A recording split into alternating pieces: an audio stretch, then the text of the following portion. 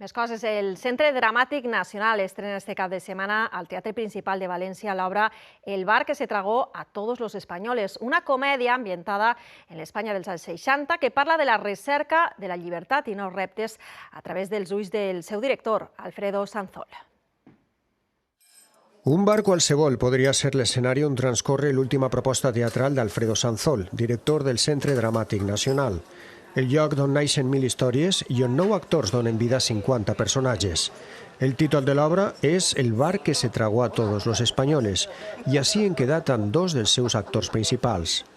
Él sabía que quería hacer algo que tuviera que ver con un bar en el que no parase de entrar gente y salir gente, y en un momento dado entraba gente y nunca salía. Los bares son lugares donde pueden ocurrir historias, ¿no? Y creo que es un bonito homenaje también a los bares, a los lugares de reunión. Bueno, yo me llamo Jorge, que no nos hemos presentado. Yo soy Nagore. Encantado. Igual. Yo me llamo Evaristo. Ah, el más pequeño de mis hermanos también se llama Evaristo.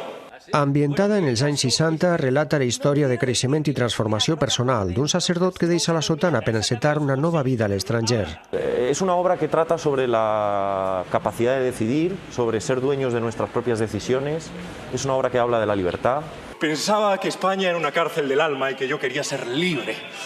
Pensaba en comenzar de cero.